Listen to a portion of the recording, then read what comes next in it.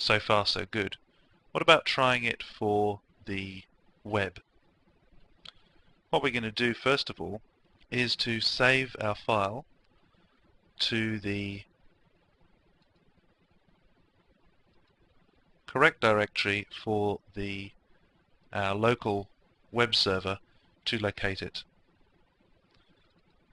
And you'll need to change the path to suit wherever you've installed your local web server software. You're looking at putting your Perl scripts onto a remote host and testing them through there. Then we're going to be looking at the ways to do that in the next movie. For now, let's save that into the CGI bin directory under the document root, and we're going to call it hello.cgi this time. So we've saved our file, and now let's move over to our web browser, and I'm using Mozilla, but any web browser is the same, and we're going to try to run that exact same file. Now this is not going to work. I want to highlight the difference here between running scripts from the command line and running them through the browser and making a request to the server. When we ask for hello.cgi, we get an internal server error. And because of the way that the web server and Perl have been set up, the error is saved off to a log file somewhere.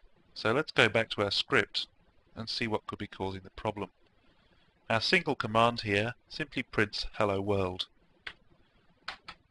What we need to add is another line to tell, first of all, to tell the web server what kind of content it's delivering to the browser.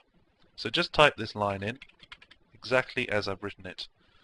All the hyphens, colons, spaces and slashes the right way. And essentially this is the line. We won't look exactly in too much detail about MIME headers and so on, but this is a line that will tell the web server what kind of content it's serving. You'll notice one other thing about our script. We've also changed the extension of it. We've called it hello.cgi. This is because we're not using the Windows file association to process the script as a Perl script. What we need to do instead is we need to include a line right at the very top of this script to make sure that when the web server finds a script and tries to read it, it knows that it's a file that needs to be run through the Perl executable. So this is known as the shebang line, a hash followed by an exclamation mark or a bang, and then we need to put in a complete path to wherever it was that we installed the Perl executable. In this case, I installed it under the directory where I installed Perl. It's in binary directory or bin, and it's perl.exe, again because we're running on a Windows system. So let's return now to our web browser and try again. Success. We've put the hello world output through the web server and back to the browser. Once again, we're not going to worry too much about the technicalities of what those lines mean or what they're doing, but for now it's enough just to get the script up and running.